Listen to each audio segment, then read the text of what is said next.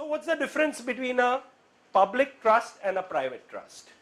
A public charitable trust has for its objects the members of an uncertain and fluctuating body. A trust for the benefit of workmen or employees of a company, however numerous, would not be considered as public charitable. So let us say there is an industrialist who says, I want to, I employ some 5,000 people in my chain of industries. I want to create a trust for their benefit, their spouses, their children. It's still private because who are the beneficiaries? Employees of that company. Or you create private trust sometimes for families. You put all your property into a private trust and then you create a will under which, after that, this is usually done by families who have certain children with disabilities or mental disabilities and things like that. So all the funds, assets are put in that private trust and there are trustees who will administer that trust so that those kind of children can be taken care of, etc. So private trusts still have their value in this country, but a public trust is for what is called an uncertain and fluctuating body of persons. But yet, I need to clarify that you can even create a sectarian or a communal trust as a public charitable trust. And there are trusts which are only for specific religious communities or denominations, only for the Jain community, only for the Christian community, only for the Parsi community. The thing over here is, if you were before the Income Tax Act of 1961, they are tax exempt. But any institution that you will create post 1961 for any community, you will not get your 12A registration, which is you won't be a tax exempt organization. So that is the only difference over here. And also management largely by family members does not determine the public nature of the trust. This brings us on to that very vital question. Supposing I have created an organization like, let's say, a trust, where only my family members are trustees, me and my spouse, me and my 3 brothers. Does it become public or private? The question under law is not who's managing it, for whose benefit is it. If the beneficiaries are public, it's a public charitable trust. No one questions the management there. Of course, when we talk of good governance, it may not be a good idea having only family members because the Home Ministry is the only department which has put the guidelines that not more than 50% blood relatives on your board. And even Credibility Alliance under its norms of good governance has recommended that not more than 50% of blood relatives on your board. But having said that, under law, you want to register your trust, let's say with the Charity Commissioner in Maharashtra, even if you have 100% family members, the trust can get registered. Income tax also does not have a problem with that. The only stop which has been put over here is by the Home Ministry under its guidelines. It's not even under the act or the rules, but the guideline says you should not have more than 50% blood relatives, and which is acceptable from the point of view of good governance. But having said that, in law, management which is private does not determine the public nature. If your beneficiaries are members of the public, it's a public charitable organization. So clear on that? Now let's get to the nitty-gritty of trust, society, or a company. What is good, what is bad? First of all, let's start in that sequence. Let's start with a trust. A trust offers simplicity and ease in registration processes. It's pretty easy to set up. You just need 2 trustees to create a trust. In law, there is even a concept of a sole trustee, just one. Nowadays in Maharashtra, the department usually insists on minimum 3 to start with. Until 10 years ago, I have myself registered trust with just 2 trustees. But things are constantly in evolution. It is sometimes governed by law, but sometimes by the whims of the officers concerned, whether it's at the Charity Commissioner's department or income tax. So now the norm is you must have at least 3 people, although if you want, say, can I argue in law? Yes, argue in law. Neither under the Act of 1950 nor the rules of 51, anywhere does it say what should be your minimum number of trustees. Nowhere does it say. You can literally start a trust with 1 person if you want, but that's a point of legal argument and we don't get into that. If the department is asking for 3, I think that's a reasonable number. Because why they insist upon 3? Because earlier when you started with 2, let us say 1 resigns or dies or something like that happens, what happens? I mean, you are left with a sole trustee, which is not a good thing under the norms of good governance. So And in certain states or in New Delhi where there is no charity commissioner, the trust deed can be easily registered with the sub-registrar's office. Now what typically happens, even in a national capital like Delhi, you create a trust, and I have actually done that in the case of a very big trust in Delhi, which is a part of an organization that exists even today in the UK. I'm not taking any names because everything is getting recorded over here. But what is the process in Delhi? There's no charity commissioner. So how do you register a trust in Delhi? All you have to do is create a trust deed. A trust deed is created on a 100 rupee stamp paper. So let us say in the morning at about 9 o'clock you get the trust deed typed and you sign it at about 9:30. 10 o'clock you go to the sub-registrar's office and you register the document over there. 10:30 you are in business. No charity commissioner. If you are in Maharashtra, what do? You have to first make your deed, then there is an application form, there is a consent letters, affidavits, a bunch of other things have to be given. You give it to that department. So they take a week or two to just give you a file number. Process is a very generic term. The file number comes after 1 week or 10 days. Then after that also, this is missing, that is missing. 1 month ago somebody has already done something similar and that is registered, but now somebody is saying, no, this is not good. Then you are put up on the notice board in what is called a notice period. On the notice board to invite objections. No one reads the notice board, no one ever objects, but for 1 month you are up on notice board. Then again you are called for more questioning, etc. On an average it takes 3 to 4 months with good follow-up. No follow-up, it could take a year, it could just sit over there. With good follow-up, 3 to 4 months you get registered over there with the charity card. But if you are in the national capital of this country, as I said, 9 o'clock type your deed, 9:30 sign it, 10 o'clock go to the sub-registrar's office, you are registered, you are in business, and sub-registrar doesn't monitor you. Unlike charity commissioner in Maharashtra, where if you want to buy property, take permission. You want to sell property, take permission under section 36. You have change of trustees, file change report. Within 90 days of the change, you have to do all that. You completely bypass one regulating authority in the national capital of this country. Typically also in other states, let's say you are in Karnataka, in Bangalore, or anywhere else over there, is there a charity commissioner? No. It's the same thing. You create the trust deed, go to the, and what is a sub-registrar? Sub-registrar, or what we call the registrar of deeds, just registers your document. So in Bombay you are buying a house and there's property, you go to the sub-registrar to register it. You are undergoing a civil marriage, you go to the sub-registrar's office for that. You are registering your will, you go to the sub-registrar. It's basically a registration of a document. That's it. So a trust in that sense, in a place like Delhi, a day's job. In Maharashtra, 4 months. That too, again, I repeat, with good follow-up. Otherwise, it can 6, 8, anything can happen. So this is how it is. What happens in the case of a society? Okay, trust also offers autonomy in management and administration. An individual may remain a trustee for life, and new trustees may be selectively appointed over a period of time. So let us say you are in a place like Delhi. You can even put over there, we are starting with 2 people, because there who's monitoring your minimum maximum number. So in your deed you will say minimum 2 trustees, maximum 5 or 7. You are not required under law to fill up that maximum level for the next 20 years also. No questions asked on that. But supposing you decide that, okay, I want to appoint 1 or 2 more people. It's a simple appointment procedure. You send an invitation letter. We request you to join our board. That person gives a consent letter. Yes, thank you for inviting me. I'm presto, you are a trustee. In Maharashtra state, if you do this, you will also have to file a change report, file it with the department, and you have to go through the procedure of getting the change report approved. And I'll tell you why that has to be done, but let us not jump subjects. Let's go methodically on this. In a society or a section 25 company, there is requirement of a general body of members, periodic elections, and AGM. In a trust, trusteeship is by appointment. So these 2 people start it. In the trust deed, you write minimum 2, maximum 5 or 7. Over a period of time, you want to appoint people, you simply appoint.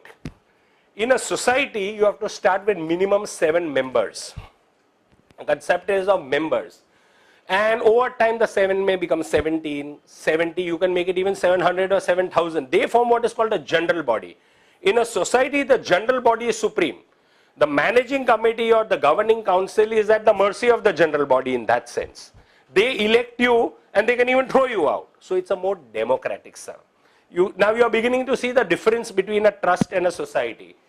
In a Section 25 company, what do you do? As I said, you essentially register it first. First, you go through a process of name clearance. You have to go, which is not there in Maharashtra state, in the trust. So I know that in Maharashtra, there are at least 3 to 4 organizations called Pragati Foundation.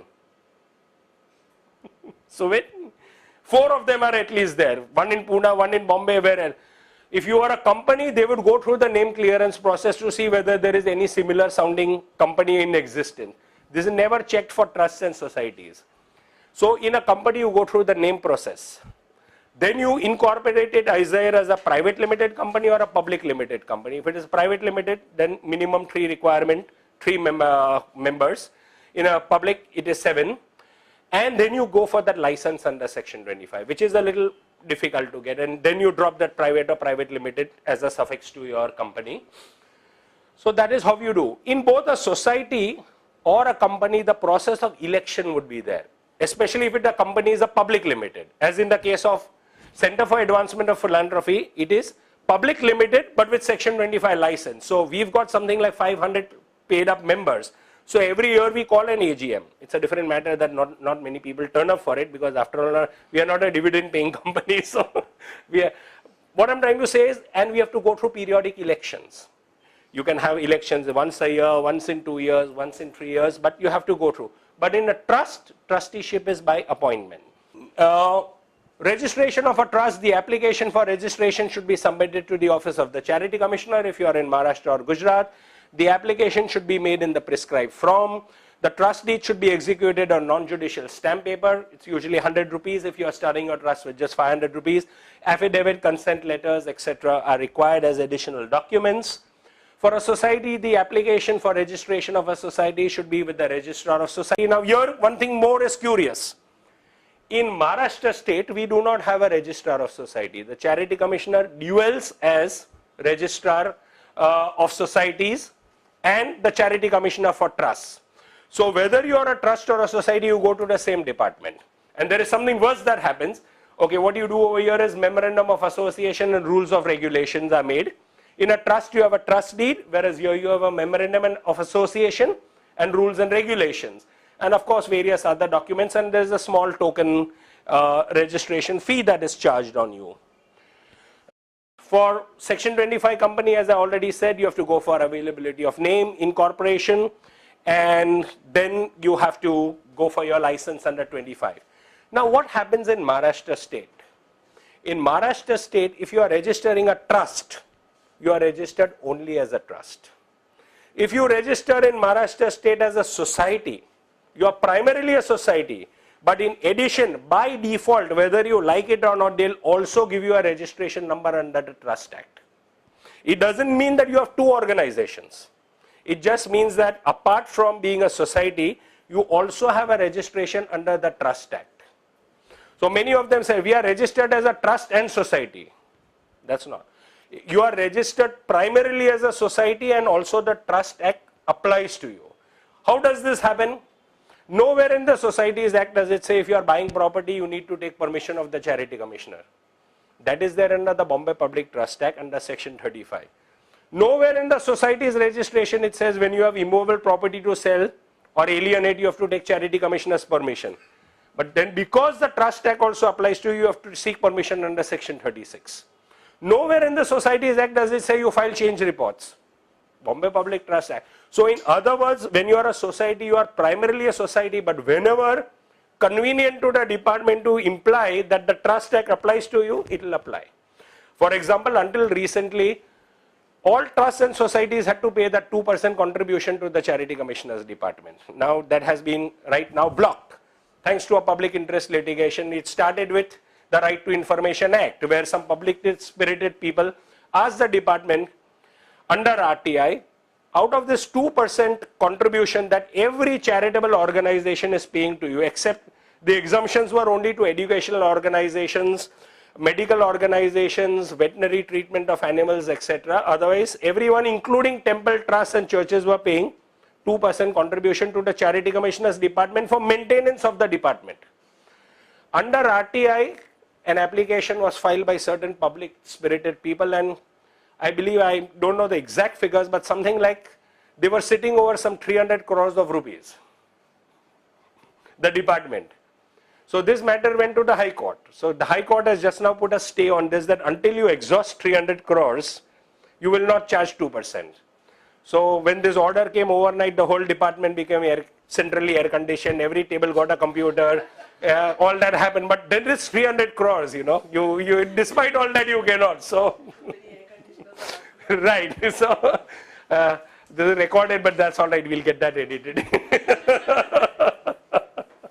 So, trust, society or a company, it's always a big question in our mind. You need to understand what is good, what is bad. From whatever I've spoken so far, it appears that a trust is more easy to register, especially if you are going to register outside the state. And no law tells you that if you are registered in the state, you must function in that state only. As I told you, under the Constitution of India, nothing is greater than the Constitution of India. Charity is a state subject. It's not a federal subject. It's not a central. So you could be registered in Maharashtra, but you can carry out your objects anywhere in the Republic of India. Otherwise, by now, organizations like CRY, HelpAge, etc. would have to register in every state that they are functioning in. Just look at it. These are organizations that are working pan-India. So a trust is definitely simple to register, and it gives you autonomy. Let us say I am a wealthy individual. I have lots of money, I have landed property, so I have this big piece of land in New Bombay, and I have a lot of my private wealth, and I want to create a hospital or a school somewhere in New Bombay. I must have control over it. End of the day, I am putting my money over there. Obviously, I don't want a society where there's a general body that I have to call AGMs, report to them, and I am on the committee thanks to their mercy. I would go for a trust. Or I would go for a Section 25 company, which is private limited. That is how you would do. So you will have that control as opposed to being a public limited. So a trust will be far easy. And as I said, if I'm registered in Delhi, 1 day's job, and I have this control, and I could have my family members. So it's me and my brothers, my sisters, my whoever, and I will say minimum 2, maximum 5, maximum 7. I appoint people as per my requirement, and that autonomy and control. So I'm privately managing it, but for public good. So the villagers are benefiting from the hospital, schools, but yes, I have this control. So trust is excellent for me. Not only is it simple, but I have complete control, whereas a society becomes a little more democratic. Why would I not do a society in Maharashtra state? Because if I am a society, whether I like it or not, the Trust Act will apply on me. Why not just go for a trust which will give me single registration? Here I have to take care of the Societies Act plus the Trust Act, and I am under the clutches of a certain department. As a Section 25 company, you are totally outside the purview of the Charity Commissioner's office. You register and report only to the ROC, which means Registrar of Companies. You don't have anything to do with the Charity Commissioner's department. So taking permission for buying property or selling property or all those things are not required. You don't pay that 2% contribution, which anyway is stayed as of the moment. So all these benefits would be there. So the choice really narrows down to whether to do a trust or a company. Company is a little more complex for organizations who are just startups and really do not have enough human resource or finance. Your compliances under the Companies Act are far more stringent. You have to get the director identification number. There are a lot of online stuff that you have to do. And for a new small initiative, company can break your back, especially even the registration process is a little more complex and longer. You will finish your name clearance in about a month's time or even lesser. Incorporation is also fine, but getting the license under 25 is becoming more and more stringent. What is the downside also of a Section 25 company? Many a times government schemes, central government or state government schemes, they do not count Section 25 companies as appropriate channels to give. They usually recognize societies, tolerate trust, but totally de-recognize Section 25 companies. There have been actual instances of organizations that have not been able to avail of government grants because they are chosen to be a Section 25 company. So these are some of the downsides. So if you look sum and substance, trust may be a good option for a large number of people.